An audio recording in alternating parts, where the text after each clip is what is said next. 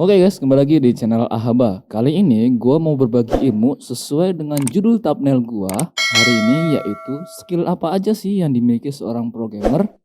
Nah, tapi tunggu dulu.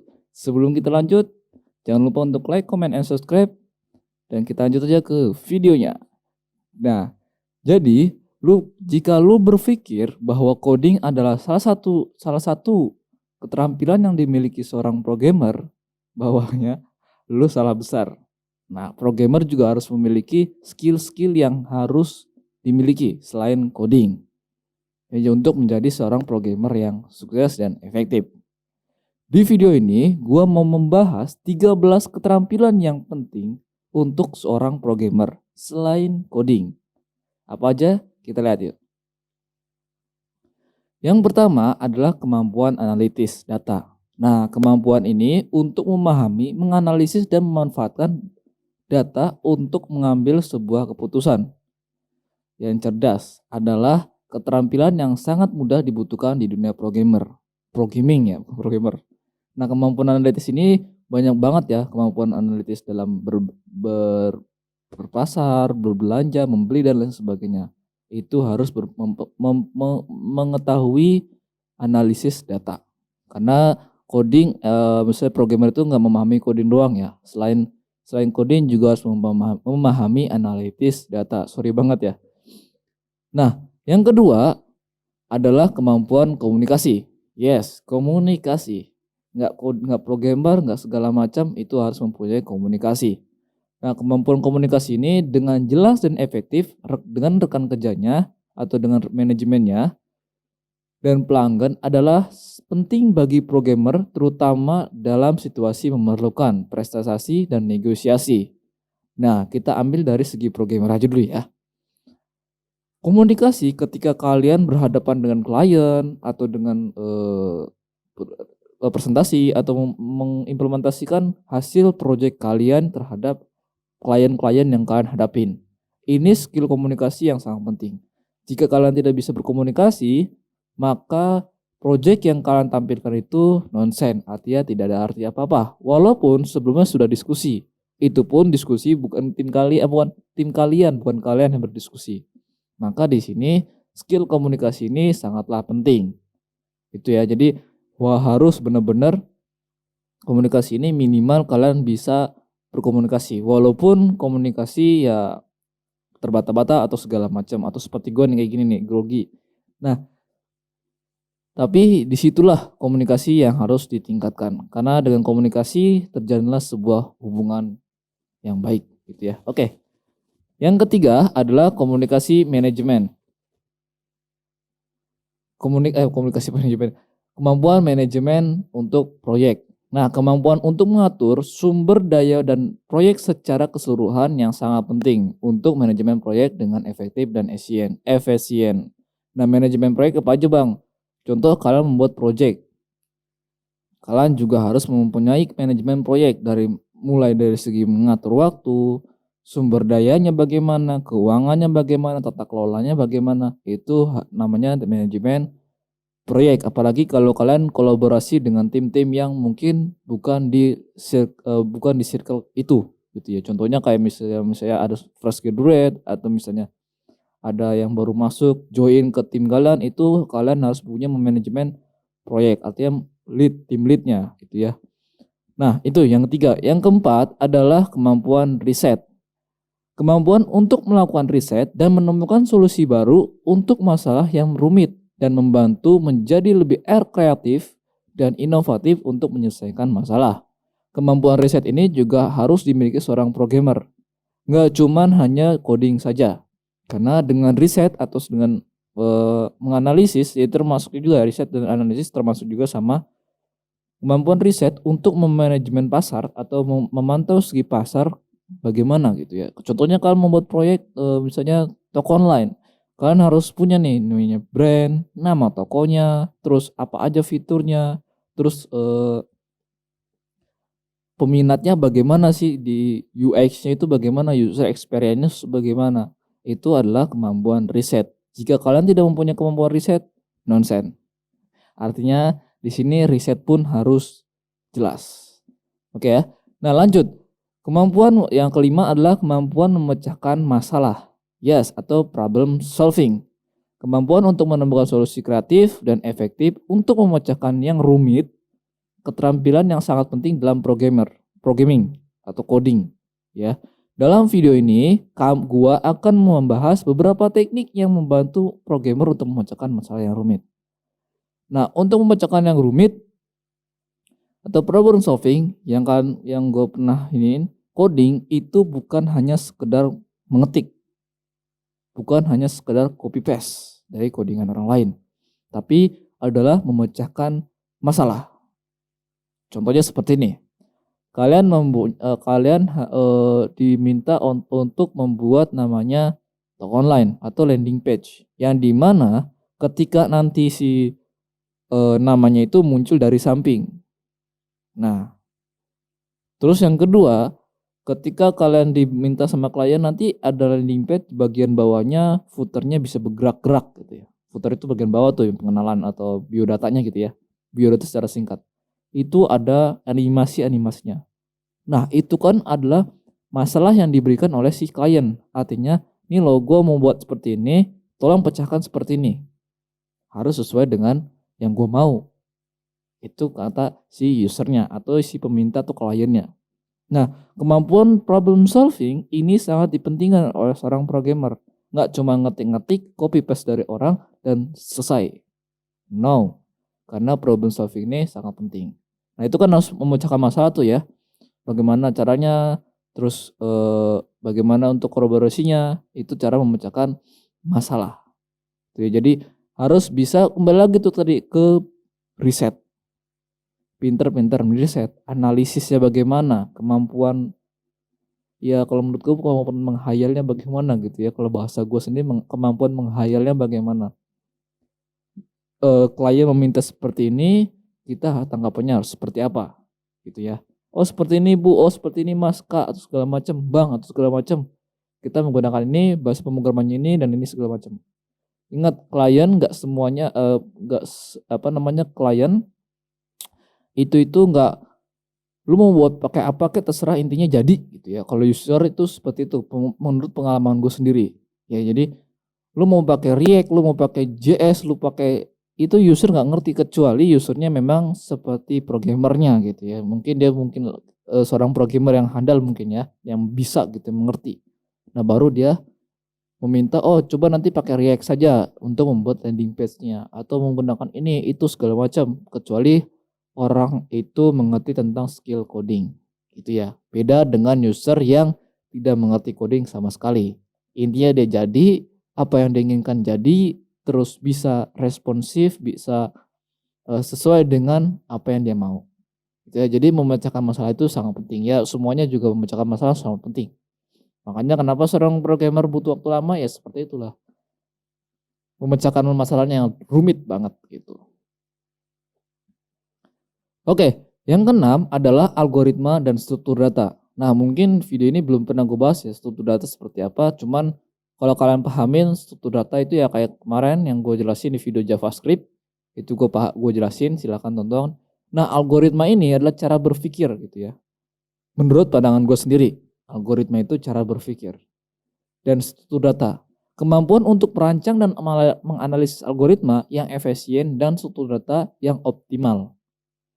Nah itu ya.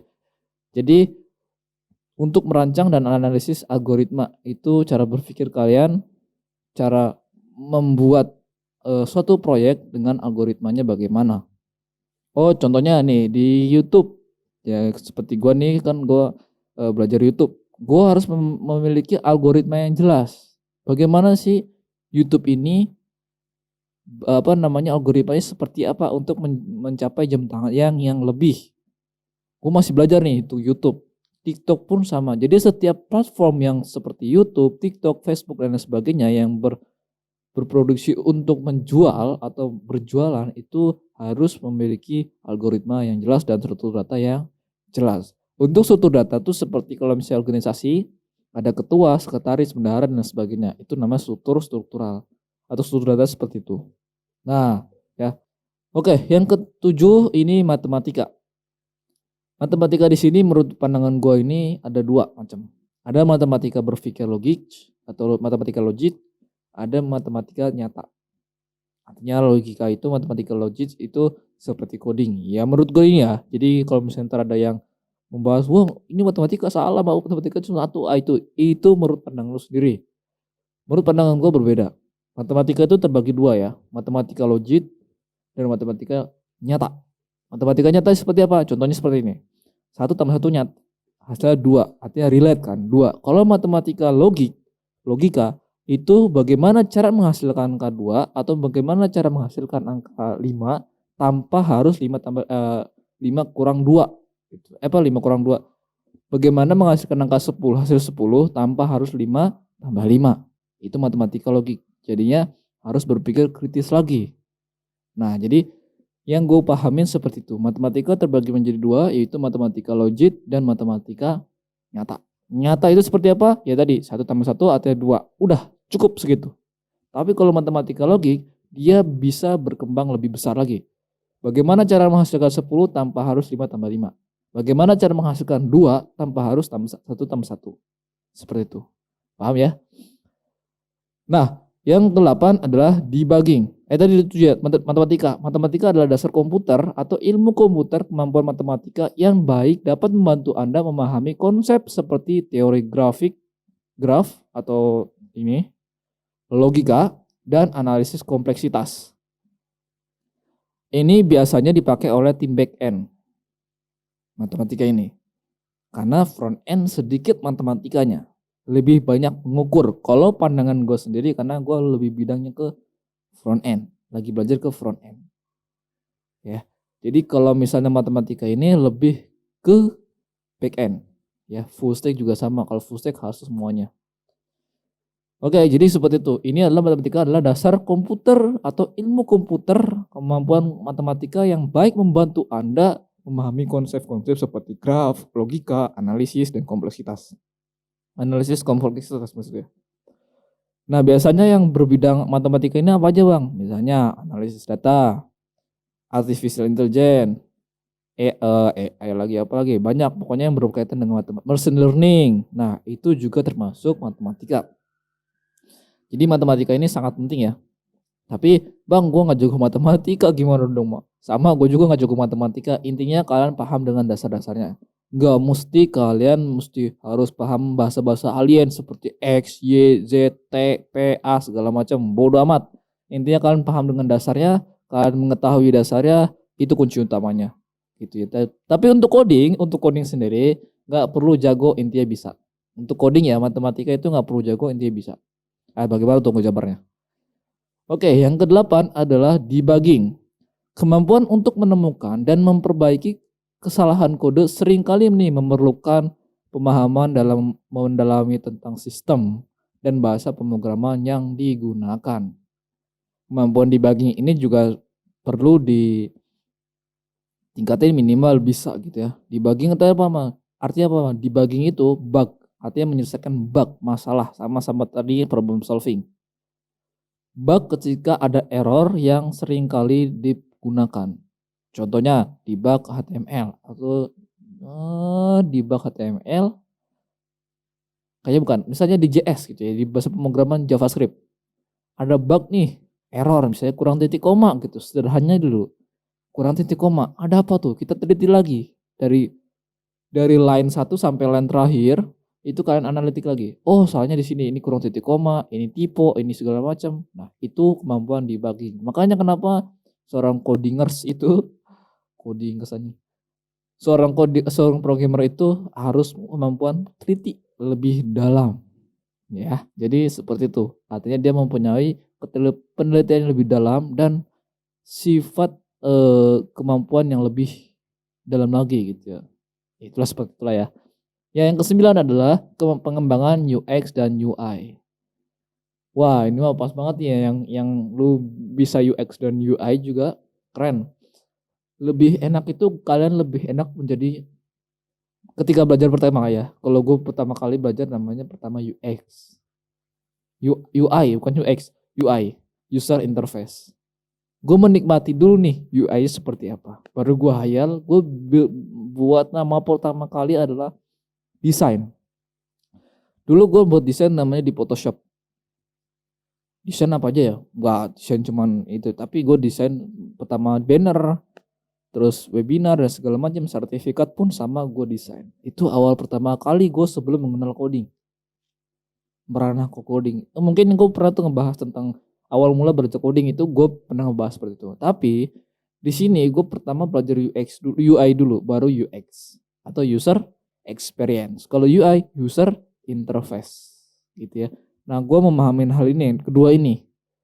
Ketika gue udah paham, baru gue melanjutkan ke namanya ke coding. Nah, kenapa Bang kok pengembangan UX dan UI itu sangat penting bagi seorang programmer di line skill coding?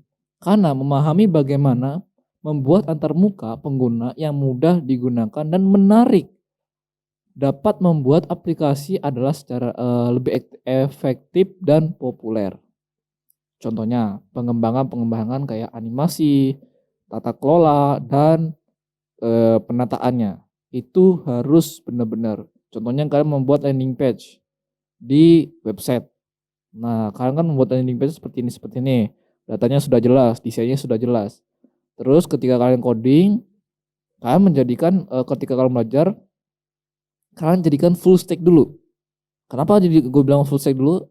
Karena kalian harus bisa merasakan menjadikan UX, UI, harus bisa menjadi UX, harus bisa menjadi front end, back end atau full stack yang digabungkan seluruhnya.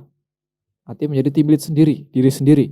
Nah, baru kalian menerjang ke dunia freelance atau ke dunia klien. Ketika nanti kalian meminta klien atau klien meminta seperti ini, kalian sudah merasakan nih. Oh, klien seperti ini memintanya. Ya udah. Kalian udah tahu apa saja sih ketika membuat project, apa aja yang diperlukan gitu. Karena kalian based on pengalaman kalian ketika kalian belajar sendiri. Jadi nggak usah namanya wah bingung nih, wah ini nggak kaget lagi gitu. Jadi ketika kalian belajar intinya satu, jadi full stack diri sendiri. Ketika sudah belajar memahami full stack diri sendiri, baru terjun silakan ke klien. Itu ya, jadi pengembangan UX dan UI dan UX itu sangatlah penting. Yang ke-10 ini adalah sistemnya adalah kolaborasi. Nah, di sini sering ya di sekolah, di kuliah atau dimanapun tim kolaborasi ini sangatlah penting. Why? Kenapa? Kemampuan untuk bekerja dengan tim dan berkomunikasi dengan anggota tim lainnya sangat penting dalam mengembangkan aplikasi yang kompleks. Hal kecil saja dulu. Kolaborasi dalam tim. Contohnya seperti kalian di kuliah kalian membuat suatu proyek ya misalnya di teknik informatika. Sorry, gue nggak akan nyebut nama kuliah gue ya. Jurusan gue berbeda dengan yang gue jelaskan sekarang ini. Contohnya kalian masuk teknik informatika. Ya, masuk ke teknik informatika. Disuruh oleh dosen untuk membuat proyek seperti ini. Proyek besar menggunakan Laravel contohnya. Seperti ini. Nah, sudah jelas kan dijelaskan oleh dosen. Kalian berkolaborasi dengan namanya tim. Satu tim misalnya dikasih 10 orang. Nah, itu bagaimana tuh caranya tuh? Tanpa harus kalian menggunakan ini, tanpa harus menggunakan flash disk dan sebagainya, tanpa harus pindah data. Nah, kalian harus menggunakan namanya Git. Nah, itu gue pernah bahas tentang Git nih. Silakan kalian belajar tentang Git. Bagaimana cara menggunakan GitHub, Git dan lain sebagainya. Itu digunakan oleh seorang codingers. Nah, kemampuan kolaborasi ini juga melatih kalian untuk public speaking. Melatih kalian untuk berkomunikasi dengan baik atau kerjasama dengan baik dengan tim kalian. Makanya kolaborasi ini sangat penting. Kolaborasi ini lebih ke berkomunikasi ya, karena kan dia bekerja dengan tim banyak gitu, nggak cuma 1 dan 2, mungkin banyak. 1 dan 2 juga ada, 1 juga mungkin bukan disebut kolaborasi, itu mah solo artinya ya. Itu jadi kemampuan kolaborasi, kemampuan berkomunikasi atau bekerja sama dengan tim gitu ya. Biasanya kalau misalnya yang lebih sering ada perdebatan adalah tim desain dengan tim coding, itu biasanya ada perdebatan tuh. Wah, si desainnya minta seperti ini yang aneh-aneh gitu, yang ribet, yang segala macam, sedangkan si coding ini Biasanya, wah anjing ini si desain mentang-mentang desain ya buatnya aneh-aneh, itu seperti itu, biasanya perdebatan seperti itu ya. Makanya diciptakanlah adalah kolaborasi dan dibagi ke tuh tim. Di kolaborasi itu ada tim lead. Itu untuk mengatur semuanya tuh. Lu bagian ini, lu bagian ini, lu bagian ini. Gue bagian ini. Nanti kita bagian ini nih. Diatur segalanya. Itu namanya tim kolaborasi. Jadi sangat penting ya untuk kolaborasi ini. Yang 11 adalah pemahaman bisnis. Nah, pemahaman bisnis ya, yang mungkin di sini ada tim bisnis atau manajemen bisnis. Kenapa sangat penting? Memahami aspek bisnis di pengembangan aplikasi seperti strategi pemasaran dan pengembangan produk dapat membantu Anda memahami kebutuhan pelanggan Anda dan menciptakan aplikasi yang lebih sukses atau lebih enak dipandangnya gitu ya. Bisnis atau pengembangan bisnis, gue nggak bisa lebih jelas lagi tentang pemahaman bisnis ini karena gue lebih ke tim belakang layar, bukan tim depan layar gitu ya. Artinya pemahaman bisnis ini kan bisa dikerjakan oleh si depan layar gitu ya, artinya di front end-nya gitu. Nah kenapa bang kok bisa? Nah ini bisa pengembangan aplikasi. Terus yang kedua strategi pemasaran. Strategi pemasaran bagaimana bang? Kita menyesuaikan target pasar. Contoh target pasar kita, target pasar A, kita mau targetkan pasar A nih. Target pasar A kita naik melonjak tinggi resensitasnya atau apa gitu ya, gue lupa namanya tuh. Dia naik tinggi tuh, melambung tinggi. Nah itu bagaimana kita harus bisa menyamakan atau bahkan lebih dari si target pasar A. Itu namanya kemampuan strategi pemasaran. Atau bagaimana cara kita menjadikan pemasaran tuh produk kita menjadi layar terdepan atau bisa di billboard, kayak bisa kayak di billboard jalan tuh ya, dia ada iklan-iklan kayak gitu. Nah itu namanya strategi pemasaran. Atau misalnya marketing, sama saja. Itu gua nggak ngerti tuh. Terus pengembangan produk juga sama, dari mulai brand, barang, terus produksinya bagaimana, itu juga harus tata kelola juga, harus bisa kalian pahamin. Makanya di sini disebutnya pemahaman bisnis. Silakan kalian banyak kok buku-buku tentang namanya pemahaman bisnis, manajemen bisnis dan sebagainya. Yang masuk jurusan bisnis itu lebih baik kalian lebih baik kalian mendalaminya gitu ya. Artinya kalian kejar terus kalian serap semua ilmu-ilmu yang dari dosen. Karena dosen itu yang kalian diajari itu lebih pengalaman gitu ya, sesuai dengan bidangnya gitu ya. Kalau gue prinsipnya begini bro, kalau gue kuliah, gue bocorin di sini ya. Kalau gue kuliah, gue itu lebih baik condong ke mata kuliah yang gue senengin dibandingkan mata kuliah yang standar. Dalam arti standar, itu kuliah yang gak sesuai dengan passion gue. Contoh nih, passion gue di bidang IT, contohnya di bidang IT. Di mata kuliah gue gak ada namanya IT. Nah, tetapi ketika ada dimasukkan ke mata kuliah ada mata kuliah IT, gue lebih condong ke mata IT dibandingkan gue condong ke mata kuliah lain. Terus mata kuliah lain bagaimana bang? Mata kuliah lain gue set standar antara 75 dan 65. Paling rendah itu 65, paling rendah lagi 3,5. Itu paling rendah. Kalau kita angkatkan, diangkakan ya. Tapi kalau bisa dihurufkan antara B dan C. Itu paling buruk. C itu bagi gue paling buruk tuh. Tetapi kalau di IT, gue harus bisa lebih minimal B plus atau A plus. Atau A sudah standar. Atau B itu standar. Itu standar banget bagi gue. Itu bagaimana gue cara mengelompokannya. Nah, kalau mau ngikutin cara gue, silahkan. Bebas. Itu pandangan gue ya, perspektif gue sendiri. Ya, kita lanjut lagi ya. Tadi pemahaman bisnis. Yang ke-12 adalah pemahaman pengembangan mobile. Wah, kena mobile. Kemampuan ini untuk mengembangkan aplikasi mobile dan mengoptimalkan performa aplikasi di platform seperti iOS, Android, atau segalanya. Mobile ketika kalian coding itu kan harus responsif, ya kan? Gak semua user punya laptop, gak semua user punya tablet. Rata-rata user itu mempunyai handphone.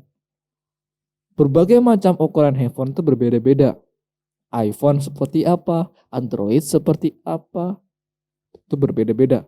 Makanya di sini pengembangan mobile itu sangat penting. Artinya kalau kita bahas rendahkan lagi, pemahaman tentang responsivitas. Itulah pokoknya panjang. Pemahaman mobile juga sangat penting. Karena kalau kalian coding itu harus responsif. Artinya responsif apa sih Bang? Responsif itu menyesuaikan dengan tampilan device. Itu arti responsif.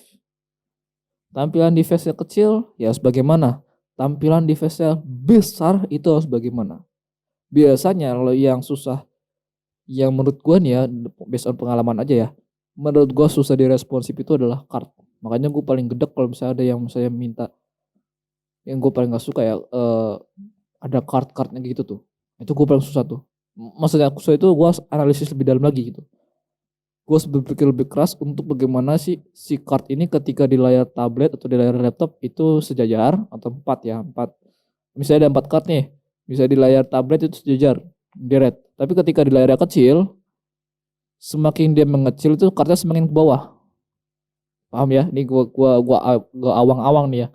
Ketika makin kecil, ukuran handphone, seal cardnya menjadi lurus ke bawah, bukan ke samping lagi tapi lurus ke bawah. Nah biasanya kalau misalnya belum responsif, ketika di layar device atau di handphone, si cardnya itu ketika si layar makin kecil itu makin ngedempet, tulisannya makin ke bawah malah kayak kecepit. Nah itu bagaimana tuh cara menganalisisnya, bagaimana problem solvingnya seperti apa. Makanya gue, tantangan paling besar gue ketika ada klien minta, ada tolong dong ada cardnya ada 10 maksudnya ya. Nah, 10 itu kan harus mikir tuh gimana caranya supaya responsif di setiap device gitu kan. Karena kayak misalnya Shopee, Tokopedia dan sebagainya itu kan responsif tuh cardnya. Sudah diatur bagaimana caranya ketika layarnya kecil. Itu ya, jadi pemahaman mobile.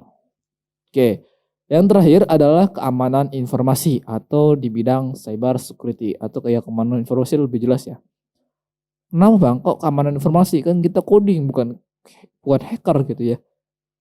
Tunggu dulu bentar. Memahami keamanan informasi dengan cara data yang sangat penting dalam pengembangan aplikasi yang aman dan terpercaya. Keamanan informasi itu bukan hanya sekedar cyber security, ethical hacker atau segala pentester. Keamanan informasi adalah menjaga informasi yang sifatnya kritikal. Contohnya data pribadi, ya. Kalau data pribadi bocor, ya semuanya kelar. Data keuangan, ya. Terus pokoknya yang sifatnya kritikal atau berbahaya bagi si perusahaan tersebut. Contohnya, gue punya nih toko nih Ahaba Store. Di toko Ahaba Store itu gue punya namanya database, data produk. Di database itu ada banyak ya, data produk, data segala macam, data harga dan segala macam. Itu ada. Terus ada namanya data user. Ketika dia login, dia masuk ke database gue misalnya. Gue harus juga bisa menjaga privasi dia. Sebelum data user login, gue harus registrasi dulu kan si user. Itu gue juga harus menjaga data privasi seperti KTP, KK dan segala macam ketika nanti di si user diminta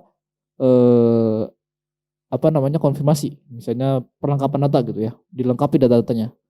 Nah itu gue harus bisa nggak cuma 1 dan 2. Nah ketika data itu bocor, maka yang ada perusahaan hancur, data informasi ke orang lain itu juga bisa diretas atau bisa diambil. Berbahaya bukan? Berbahaya. Ketika data udah bocor bisa disalahgunakan seperti buat pinjol, seperti buat apapun, itu bisa berbahaya bagi si kliennya tersebut, bagi si penggunaan aplikasi tersebut gitu ya. Nah, makanya keamanan informasi ini banyak. Makanya sebelum aplikasi ini dirilis ada namanya pen tester atau disebutnya ya kalau bahasa kita mah hacker lah ya. Nah, pentest ini gunanya buat itu. Yang pertama mencari bug atau kerusakan. Yang kedua dia mencoba meretas si aplikasinya apakah bisa diretas. Walaupun diingat ya, walaupun semua aplikasi bisa diretas. Sehebat-hebatnya aplikasi, sehebat-hebatnya penggunaan website itu pasti ada celah walaupun tuh sedikit. Entah dari password segala macam itu bisa diretas. Nah, dengan cara itu keamanan informasi ini juga harus sangat penting, apalagi yang berhubungan dengan database. Seperti itu. Jadi gimana nih? Dari 13 apa namanya tuh? keterampilan yang penting ini apa aja sih yang kemampuan 13 keterampilan penting ini apa aja yang kalian sudah kuasai? Apa aja yang kalian sudah bisa? Dari 13 ini banyak banget nih 13. Sebenarnya mah bisa kita lebih persingkat lagi, tapi gua langsung jabarin lebih banyak. Apa aja nih? Dari 13 keterampilan ini apa yang kalian udah kuasain? Kolom komentar silakan. Kita berdiskusi kolom komentar. Dan jangan lupa untuk like, comment, dan subscribe. Sampai jumpa. Bye bye.